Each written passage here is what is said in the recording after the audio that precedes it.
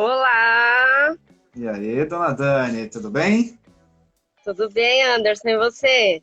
Então, pessoal, já vamos começar na nossa live de hoje, tá? Nós pegamos aqui 5 temas que eu acredito que vai ajudar muita gente. Esses temas a gente classificou para as pessoas que vão comprar o seu imóvel, mas também algumas dessas dicas elas servem para quem já tem o seu imóvel e vai fazer uma reforma ou alguém que vai comprar uma casa que já está construída, tá bom? O tema é 5 erros que você não pode cometer ao iniciar a sua obra. É super interessante a gente entender esse conceito que a Dani colocou, não somente da compra do novo imóvel, mas muitas vezes, talvez você está pensando em ampliar a família, alguém vai vir morar com você, enfim, você quer fazer alguma mudança, Sim. alguma reforma, alguma coisa, então é importantíssimo a gente atentar esses 5 pontos. Um dos primeiros passos que vocês têm que tomar quando vocês vão comprar um imóvel é vocês fazerem a checagem da infraestrutura que vocês têm em volta desse imóvel.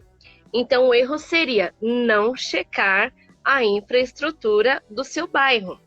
Por exemplo, eu quero comprar uma casa em um bairro mais afastado e não tem nada, é um bairro novo, tá? Então, o que que a gente indica vocês fazerem? É importante que vocês chequem essa infraestrutura. E o que que é a infraestrutura? A infraestrutura é o suporte que você vai ter em volta da sua casa, né? Digamos assim, em relação, por exemplo, à saúde. Ah, vou mudar para esse bairro novo, mas eu tenho uma pessoa na minha família que ela tem uma necessidade hospitalar específica, né? Uhum. Então, como que eu vou mudar para esse bairro novo se perto desse bairro novo eu não tenho uma unidade de saúde que vai me atender, que vai atender essa pessoa da minha família, certo? Outro exemplo, Ah, transporte. Eu quero comprar um imóvel lá em Itapecerica, a gente sabe que é um local mais afastado, e eu vou trabalhar lá no centro da cidade. Qual que é o meio de transporte que vai me favorecer uma vez que eu escolho comprar esse imóvel lá em Itapecerica da Serra? Tem metrô, ou é só ônibus, ou vou ter que pegar um Uber para chegar até o metrô. Então vocês têm que pensar em toda essa logística, tá?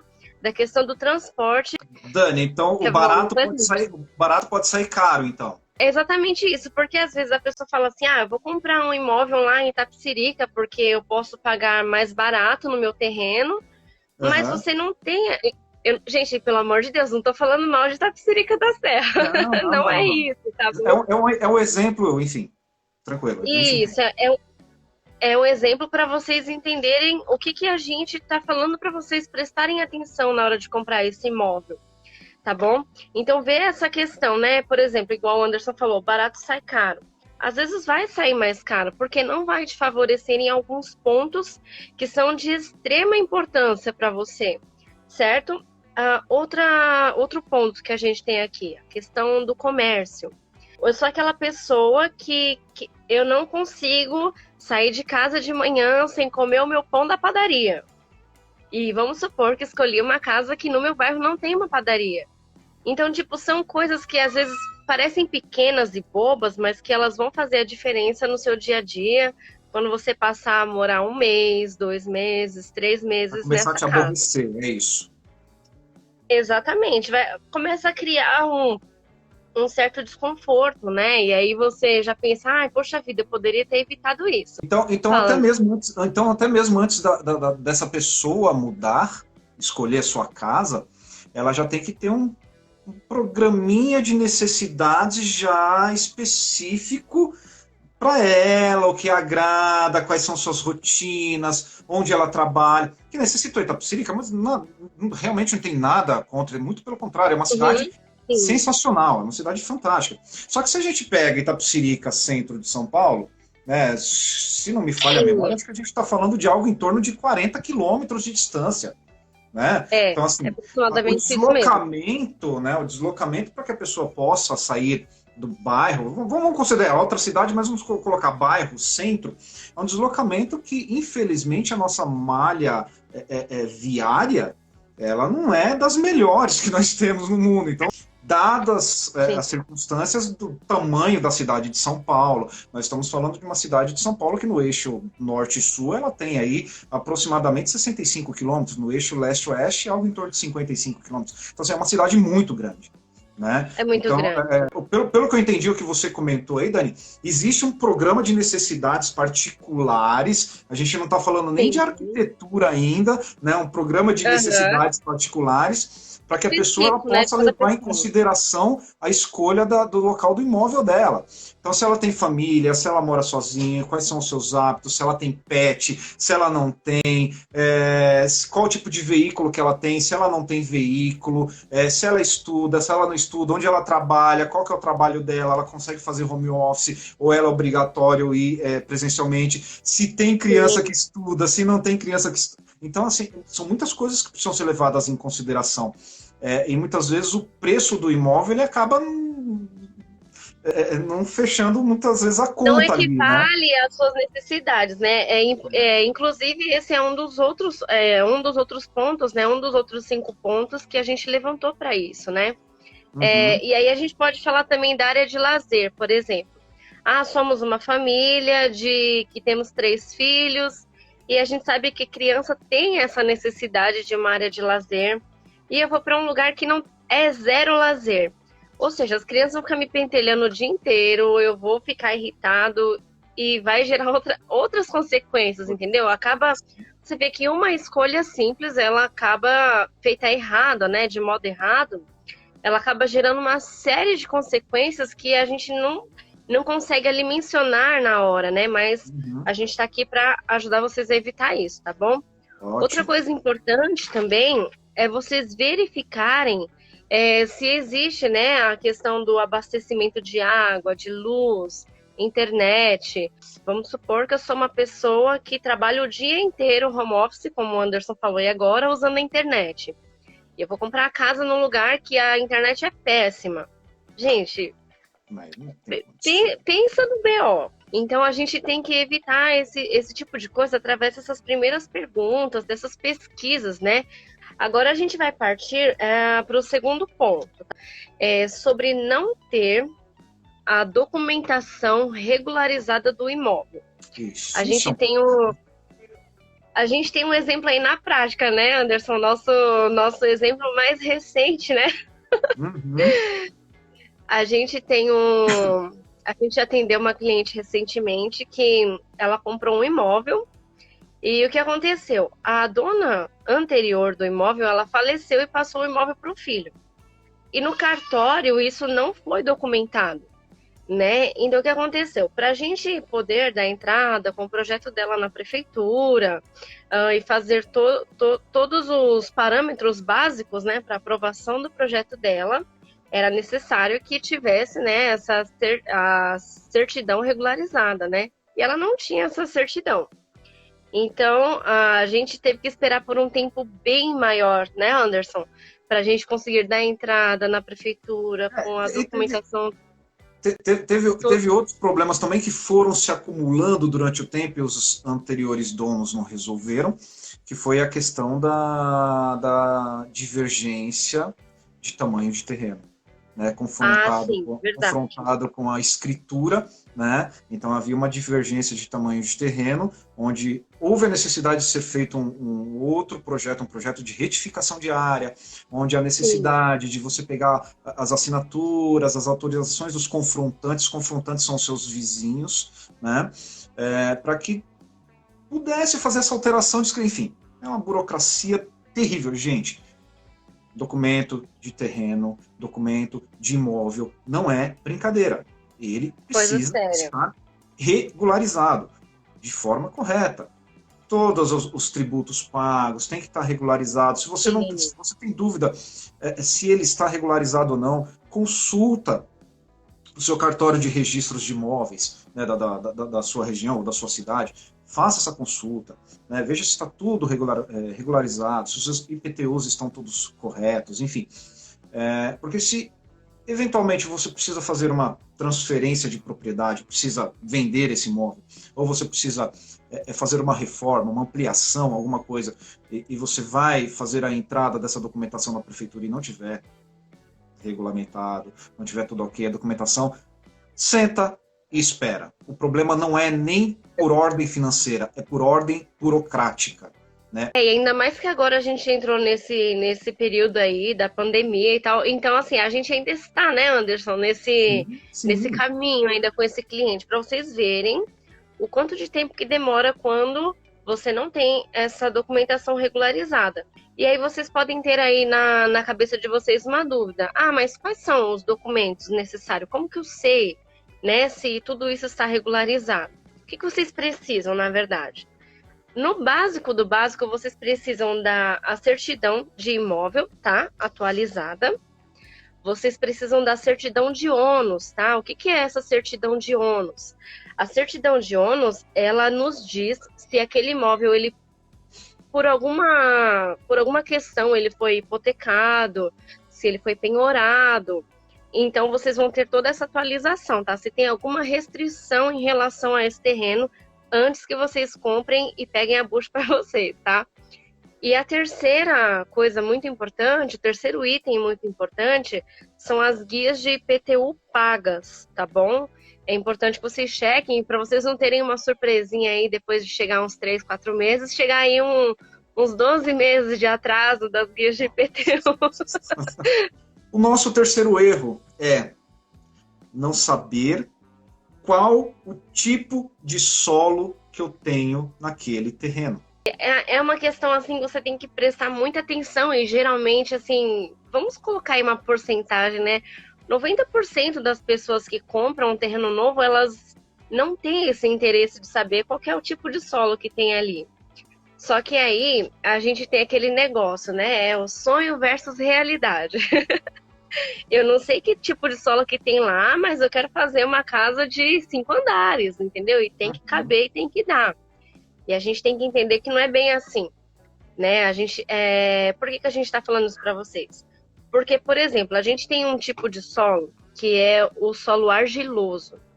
E quando a gente tem nesse solo argiloso uma argila mole, por exemplo, ela exige que você faça a sua fundação mais profunda, né? Que ali você vai utilizar estaca, enfim, você vai colocar a sua fundação num ponto bem fundo daquela estrutura para conseguir erguer ali 1, 2 andares, o quanto aquele solo suportar. Mas para isso, a gente precisa de um profissional, né, Anderson? A gente precisa de um profissional qualificado e é ele que vai falar para você se você vai... Olha, vai lá, vai analisar seu solo. Olha, aqui a gente tem um solo de argila média, por exemplo. Ah, você vai poder construir aqui no máximo uma casa de 200 metros quadrados com 2 pavimentos. E é isso, gente. A gente tem que respeitar o resultado, né, que ele puxou ali, porque é feito um levantamento, né, dentro desse terreno, a sondagem, isso, ele vai fazer a sondagem de solo, e aí a gente precisa respeitar o resultado, né, da sondagem de solo. A gente abordou esse tópico, porque assim, o pessoal acha que arquiteto resolve tudo. Né? Ah, arquiteto conhece tudo, arquiteto vai resolver. Não vai resolver tudo. Nós temos os engenheiros civis, nós temos os topógrafos, nós temos engenheiros elétricos, enfim. Então nós temos uma vasta gama de profissionais, né? Uma vasta gama de profissionais que vão completar... Temos uma engenheira aqui, ó, Natália, engenheira civil, ó. Seja bem-vinda, Natália. Seja bem-vinda, Natália. Então, assim, nós temos uma vasta gama de profissionais que vão completar todo esse conhecimento para que a gente possa oferecer um projeto arquitetônico para o cliente. Né? Então, a gente começa desde lá da questão do solo. Então, você vai ter as pessoas que vão fazer a sondagem, que vão estudar aquele solo, se aquele solo tem um silt arenoso, um silt argiloso, se é um aterro, que altura que está o lençol freático, enfim. Para que, depois desse estudo de solo, né, baseado em um projeto arquitetônico inicial, um engenheiro de fundações ele consiga fazer qual que é o melhor tipo de fundação para aquele projeto que a gente está fazendo. Só que, como a maioria dos casos, as pessoas não contratam um arquiteto, não corre atrás do engenheiro, corre atrás por uma questão histórica, por uma questão de enfim, que vem passando de geração para geração, acaba a pessoa mesmo, ela vai e faz a obra dela, né, seja com a ajuda de um pai, de um tio, de um pedreiro, enfim, ela mesma vai e faz a obra dela. Não que ela não vá fazer bem feito, mas ela não tem esses conhecimentos que podem acarretar algum problema lá na frente. Tá? Então, a questão do solo, ela é muito importante. Vai começar a construir, entenda qual que é a composição do solo, onde você vai assentar a sua edificação. A gente tem até um exemplo falando disso, agora que eu falei da argila mole, eu lembrei. A gente tem, né, Anderson, um cliente que ele tem essa argila mole no terreno dele e ele queria fazer uma piscina escavando o terreno. E aí o que aconteceu? Quando a gente viu que o tipo de solo dele não era compatível para ter aquela piscina, por quê? Você pode ter futuramente fissuras nas piscinas. Eu não sei se vocês chegaram a acompanhar, mas recentemente passou em uma reportagem, até na televisão, né, falando de uma fissura que teve em uma piscina que ela foi feita na beira do morro e ela caiu em cima de um prédio, praticamente, né? Por quê? Porque aquele solo, ele não é compatível, ele não vai comportar a piscina, né? A gente tem que pensar que não é só um buraco que você vai fazer ali, você tem a pressão da água, né, sobre o solo, ali a tração, compressão, tem tudo isso que a gente tem que pensar, né? E assim, devido ao cliente não ter esse conhecimento, ele acaba fazendo por conta própria e é onde acarreta esse tipo de problema, né, Anderson? Sem dúvida Então, nenhuma. uma dica para vocês aqui, arquiteto não faz isso, tá, gente? Arquiteto não faz sondagem de solo, tá? Não, de forma alguma. A gente trabalha com parceiros que fazem essa sondagem do solo e vão entregar para vocês um resultado. Olha, pode fazer aqui 5 andares. Olha, você vai fazer aqui um andar, um pavimento térreo e ponto. Em parceria com o engenheiro civil, principalmente o engenheiro de fundações, o arquiteto ele vai conseguir definir, de posse da sondagem, de posse daquela leitura da sondagem do solo, em parceria com o engenheiro de fundações, ele vai conseguir definir qual que é o tipo de carregamento que aquele solo vai conseguir aguentar. Receber. Então, aí, em função daquele carregamento, quais são os pontos, é que você começa a redefinir ou não o seu projeto arquitetônico. Tá? Voltando a lembrar, tem gente que entrou agora na live, a gente está falando sobre os 5 erros que você não pode cometer quando você vai comprar um imóvel novo. Óbvio. Tá?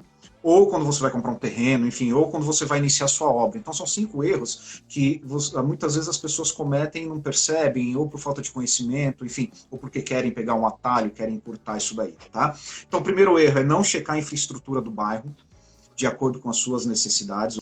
Número 2, é você não ter acesso, não conhecer ou não saber se os documentos daquele imóvel, daquele terreno estão regularizados. Número 3, é você não saber que tipo de solo que tem ali para que você possa começar a sua nova edificação, ou seu novo projeto. E a número 4, que a gente vai falar agora, Dani. Né? Sim. Antes, deixa eu só falar da solução. Eu só falei do problema do cliente, não falei da solução. Pode falar. Ele não podia ter essa piscina rebaixada, né, sobre o solo. Sim. E demos para ele a opção de fazer a piscina elevada, tá, gente? Tudo tem uma solução, tá? Calma, que tudo tem uma solução, tá? Então agora vamos para o nosso ponto 4, Anderson. Que é você não ter a perspectiva da sua lista de necessidades. Ou seja, em termos técnicos na arquitetura, nós chamamos de programa de necessidade. Ok? Isso. Mas como nós não estamos falando para arquitetos, nós estamos falando para o público que vai contratar um arquiteto, é o seguinte, galera, é você não saber o que você quer. Ok? Bem resumidamente, né? Eu quero uma casa. Legal. Como que você quer essa casa? A gente já teve... a gente já teve exemplos, você quer essa casa? Oi? A gente já teve exemplos, né, do cliente chegar e falar pra gente assim, faz o que vocês acharem melhor aí. E não é, gente, não é um arquiteto que vai morar na casa, não é o nosso gosto, tá? Gosto e as necessidades do cliente, tá? Se você tem um arquiteto, ótimo, o arquiteto vai fazer para você. o seu programa de necessidades. Porque ele vai sentar, ele vai te entrevistar, vocês vão ter ali aquele brainstorm, enfim, vocês vão conversar muito. Mas se você não tem um arquiteto, né, ou você vai contratar um arquiteto posteriormente, eu preciso saber qual tipo de imóvel que eu vou construir, para quantas pessoas, qual que é o uso, né? Para que eu quero aquele imóvel, de que forma que eu vou utilizar, né? Então, assim, são coisas básicas que a gente chama de necessidade de uso. Indiferente da plástica do projeto, né? Indiferente da forma que ele ficar, ele vai cumprir com a necessidade. Certo? Tem que ter uma função, né? A mesma coisa que a gente falou na live anterior, né? A arquitetura, ela tem que ser funcional. E ainda muito mais quando a gente tem os PNEs, né? Que são as pessoas com necessidades especiais. Sem dúvida. Então, por exemplo, quando a gente tem um PNE, são as pessoas com necessidades especiais, por exemplo, um cadeirante. Eu não posso colocar uma porta de 60 centímetros no banheiro que um cadeirante vai usar, porque ele não vai passar pela porta. Então, essa arquitetura não seria funcional. Então, a gente tem que adequar, para vocês entenderem essa importância, gente, a gente tem que adequar totalmente o projeto às necessidades do cliente, tá? Isso foi um exemplo básico de uma porta, mas existem coisas, assim, de mais extrema importância do que isso, né, Anderson? Desde rampa... Pegando esse mesmo gancho que você está falando, das pessoas com necessidades especiais, você pega um cadeirante, o banheiro, no próprio banheiro a gente pode continuar falando, né? As barras, né, de segurança para que a pessoa possa se apoiar, né? O tamanho do vão das portas. Essa casa, provavelmente, ela não vai poder ter escadas, né? A gente vai ter que trabalhar com rampas, né? Os acessos, você não pode ter os obstáculos. Então a gente trabalha muito mais do que a questão da arquitetura, da plástica, de falar, não, eu sou um arquiteto que eu acabei de assinar esse projeto, porque... Não é isso. A gente não está fazendo arquitetura para nós, Anderson, Dani, nós não estamos fazendo arquitetura para nós estamos fazendo arquitetura para vocês. Nós não temos mais aquela cabeça que os arquitetos tinham, eu quero acreditar que tinham, que não tem mais hoje. Você pega que a arquitetura antigamente custava caríssimo, porque o cara ele fazia a arquitetura do jeito dele, ele fazia o projeto do jeito que ele queria e fazia com que o cliente engolisse aquele projeto para que no final, após o cliente ter gasto milhões e milhões de reais, no final aquele arquiteto pousasse na capa de uma revista e falasse, tá aqui, ó, eu assinei um projeto, esse projeto é meu. Né? Acabou. Nós não fazemos esse tipo de arquitetura, a gente não faz arquitetura para nós. Nós fazemos arquitetura para vocês. Por isso que nós entendemos a arquitetura como humanas. Então, assim, o plano de necessidades. Então, você tem um PNE, a gente tem que adequar o seu projeto para um PNE. Não adianta você querer enfeitar o pavão de uma forma que, na hora que você for utilizar a edificação ou utilizar aquele projeto que nós fizermos, o PNE não conseguir utilizar. E aí? Depois de tudo construído, depois de tudo pronto, como que a gente faz? Vai demolir tudo e construir novamente para fazer as adequações? Não dá, né? É por isso que a gente fala dessa importância, né? De vocês falarem tudo que vocês fazem para o arquiteto. Olha, eu trabalho com tal coisa, eu preciso que a minha mesa seja mais elevada porque eu tenho dor na coluna, eu preciso de uma cadeira ergonomicamente correta para as minhas costas. Gente, são coisas assim muito importantes que vocês têm que passar, as necessidades mínimas de vocês, porque no dia a dia, como a gente falou já no vídeo anterior, né, Anderson, é para lá que você vai. Exemplo bobo. Vamos dar um exemplo bem bobo, mas que a gente, aqui como arquiteto, a gente percebe isso na hora que a gente está montando. E a gente não precisa falar de um projeto de casa inteira. Vou dar um detalhe. Pia de cozinha. Anderson. Qual que é a medida padrão que existe? Você tem... Vamos começar do piso para a pia, para a face superior da pia. Você tem um afastamento do chão de 20 centímetros, você tem uma linha de armário de 67 centímetros, a média de armários que existem no mercado são 67 centímetros, mais 20, nós temos 87 centímetros, mais 3 centímetros mais ou menos de acabamento e pedra, então a face superior da pia está com 90 centímetros de altura. Legal! Aí você pega uma pessoa, indiferente se é homem ou mulher, uma pessoa que tem estatura baixa, ela não vai aguentar utilizar ali, vai começar a ter dor no ombro. né? Vai começar, exatamente. Só que aí você pega uma pessoa que tem uma estatura maior, ela não vai aguentar de dor nas costas, porque vai ter que estar curvada. Você entendeu? Então, assim, Sim. quando a gente fala de planejar as necessidades, é a gente entender o nosso cliente e a gente sair das caixinhas de padrão do mercado. A caixinha de padrão de mercado, ela servia como commodity de arquitetura lá nos anos 80, nos anos 70, até mesmo nos anos 90. Hoje não. Hoje a gente faz arquitetura para o ser humano, a gente faz arquitetura individualizada, é para cada um. Exatamente. Então nós vamos colocar a arquitetura de forma que ela vai te atender e gerar um conforto para você. Teve até um projeto que a gente fez na elaboração de um móvel, né, Anderson? E a gente montou para uma costureira, ela era baixinha, 1,40 m, e a gente teve que fazer a bancada dela de trabalho extremamente baixa. Porque se eu colocar um 90 centímetros, ela vai morrer de dor nas costas. Né? Tem coisas que a gente decide, coloca isso aqui mesmo, e aí depois vai dar problema, né? Então é bom evitar isso daí, né? Aí indo para o quinto e último, depois de você já ter checado tudo isso daqui ou não, os 4 tópicos que nós já falamos, né? Falta o principal. Que esse principal aqui, ele envolve uma questãozinha que é tempo, né? É o seu tempo disponível. Então, gente, falta de planejamento financeiro.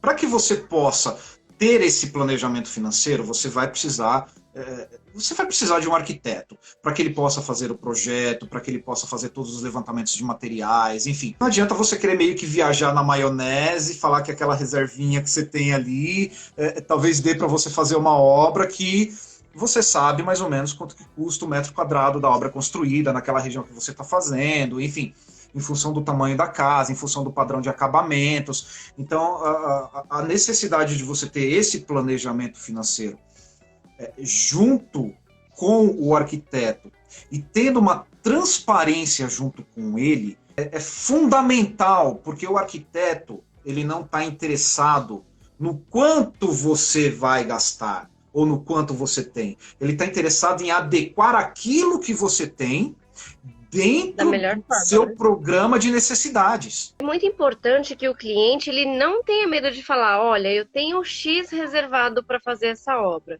Porque é com base nisso que o arquiteto vai escolher o seu revestimento, é com base nisso que ele vai escolher se você vai ter uma luminária, se você vai ter 5 luminárias. Então, esse ponto ele é tão importante que a gente poderia ficar aqui um tempão falando de várias coisas, né, Anderson, sobre isso. A gente acaba voltando para aquele tópico do sonho versus realidade, né? Às vezes você tem uma reserva X lá para fazer a sua obra, aí você fica assim pensando, será que dá para trazer aquele acabamentinho de Dubai? Gente... Revestir a casa toda por fora de Silestone, né? Nessa parte aí, a gente tem que usar a palavrinha consciência, tá? A gente tem que ter a consciência, né, de quanto que a gente tem e o que a gente quer colocar, né? Por exemplo, não dá para trazer um acabamento de Dubai, mas eu posso comprar um acabamento bom, um acabamento que tem um ótimo custo-benefício e que vai atender a minha necessidade. Ok, a gente vai correr atrás disso, tá? Cara, olha, tu escolheu um revestimento de piso que ele custa R$200 um metro quadrado. Legal. Sim. Tá dentro do seu orçamento. Só que, quanto que custa para colocar? Quanto que custa a quantidade de argamassas que a gente vai utilizar para assentar esse piso? Né? Sim. Então, assim, tem que fazer com que o cliente entenda, e o cliente ele precisa entender, que o preço, aí eu estou falando de preço mesmo, de dinheiro, não é só aquilo que ele enxerga na face do produto. Você entendeu?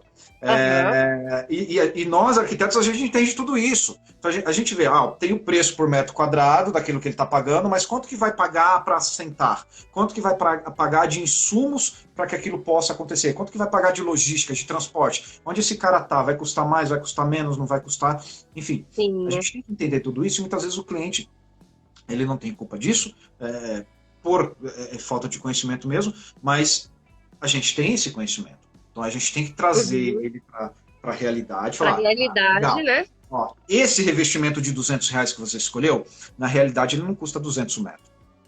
Com isso, com a colocação, com a quantidade de argamassa, com a regularização de piso, com a impermeabilização que precisa ter, porque esse piso ele não tem impermeabilização, não vai precisar fazer uma impermeabilização. São exemplos que eu estou dando, tá? Então, com tudo, esse piso vai te sair R$ 425 o metro quadrado. Dá para a gente fazer? É, Na hora que a gente aí o traz cliente essa vai. realidade, na hora que a gente traz essa realidade, o próprio cliente ele vai ajudar a gente a dar alternativas. Sim. Ele vai falar, meu, não tenho condições, porque se eu fizer, pô, eu estou comprando por 200, mas no frigir dos ovos vai sair 425 metros instalado. Não, eu tenho que ter, a gente vai ter que ter outra solução, né? Então, Aham. muitas vezes a gente só coloca dessa forma e ele traz a negativa, não dá. A Não, solução, dá, vamos às fazer, vezes tranquilo. tá a solução, né? É, exatamente, exatamente. Que tipo de revestimento na parede que eu vou utilizar? Né? X, eu tô com a parede com a alvenaria direto no tijolo, direto no bloco. E aí? Eu vou fazer chapisco, eu vou fazer Chapisco. reboco, vou fazer massa fina e massa corrida e depois pintar? Quanto que custa isso? X, ok.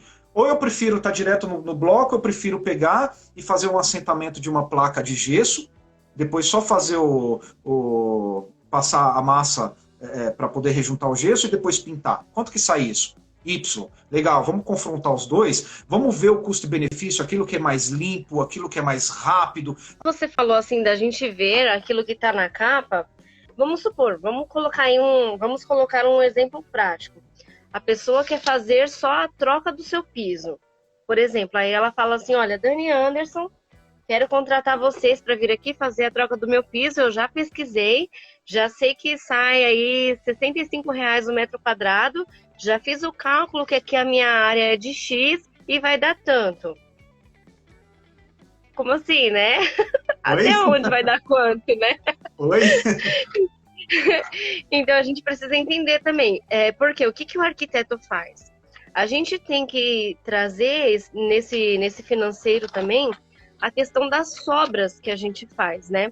Porque, por exemplo, para a gente comprar um piso e instalar ele no ambiente, a gente tem que ver que esse ambiente ele pode ser retangular, ele pode ser um ambiente em L, e as peças elas não vão ser totalmente utilizadas, como eu posso dizer, 100%. As peças elas têm recortes, né? Uhum. Então eu não posso dizer, ó, vou cotar aqui certinho, sei que a minha sala tem 20 metros quadrados, o piso é 65, vai dar X e ponto, é isso.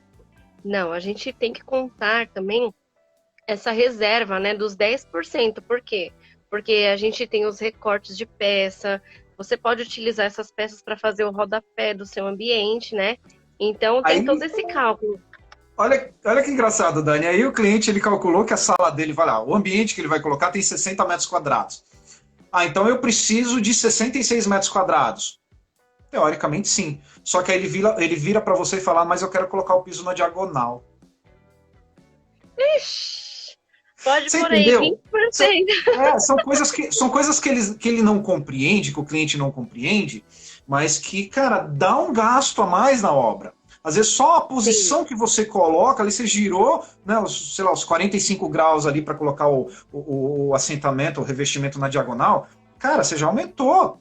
Não tem jeito. Uhum. Então são coisinhas que, assim, eu entraria até num sexto ponto, né, teoricamente, que é a necessidade e a importância de você ter o arquiteto comandando tudo isso para você. Para que Sim, é você verdade. realmente É. possa economizar dinheiro. Para você não gastar o seu dinheiro suado. A não ser que você não dê valor para o seu dinheiro. Você entendeu? Se você não dá valor para o seu dinheiro, cara, beleza, toca a sua obra sozinho, de boa, né? O valor que você vai gastar para fazer uma casa, você construiria duas. Mas tranquilo, você não dá valor para o seu dinheiro, beleza? Sem problema nenhum. Inclusive, essa era a nossa dica bônus. Essa era a nossa dica bônus, Anderson. Você já É, adiantou aí.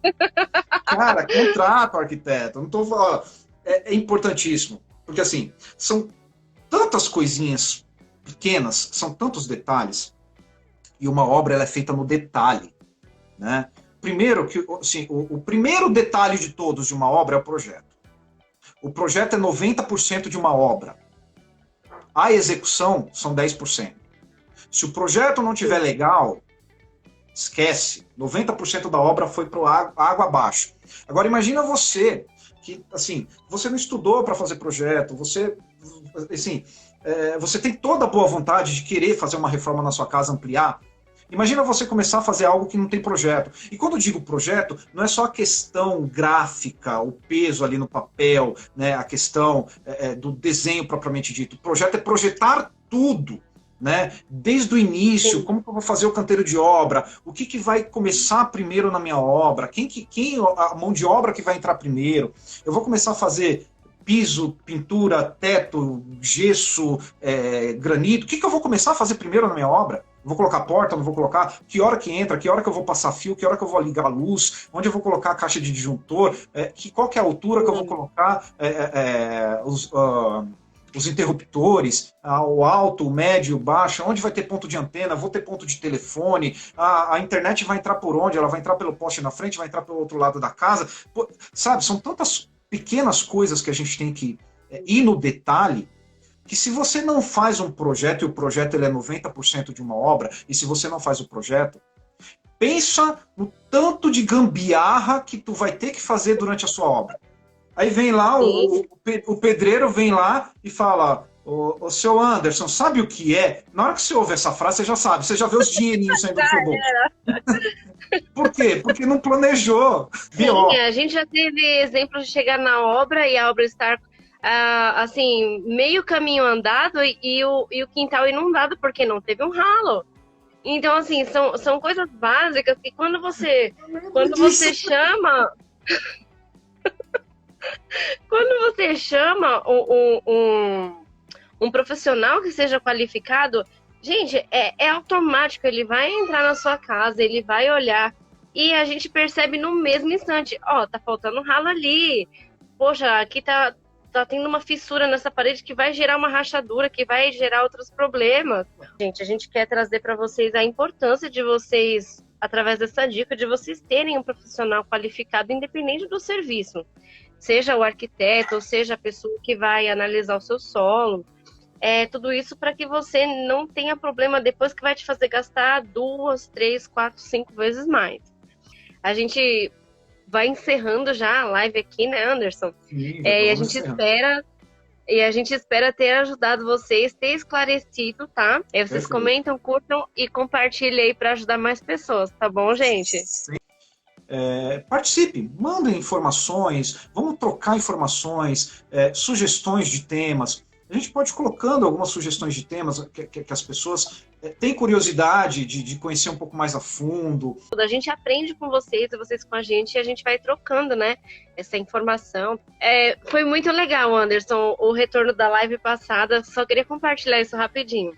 Foi muito legal o retorno da live passada. O pessoal falou assim, que serviu. Falaram assim que tiveram ideias. A Nica é uma prova disso, né, Nica? Ela falou assim, gente, vocês falaram coisas que eu nunca tinha nem pensado e agora eu já vou saber para eu poder praticar aqui na minha casa.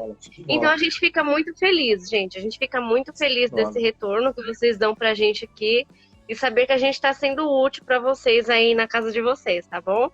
E não percam, né? Durante a semana a gente está postando aí na nossa página no Instagram, né? A gente está postando um mega desafio que a gente tem, um ambiente super pequeno, e assim é legal, porque a gente, indiferente do tamanho, se é um ambiente gigantesco, se é uma casa, é um prédio, ou se é um ambiente pequeno, cada projeto é um desafio novo, é um aprendizado novo. E a gente está tocando uma obra agora, que é um ambiente de quase 7 metros quadrados, e a gente está compartilhando um estúdio com home office, estúdio de música, ele é músico, um estúdio de música com home office. Então, durante a semana a gente está postando a evolução de como que está sendo isso daí. Tranquilo, Dani? Isso aí. Gente, um abraço para vocês. Até a quarta-feira que vem, 7h07 da noite, tá bom? Isso aí. Até quarta-feira que vem. Abraço. Até. Abraço. Tchau, tchau, gente.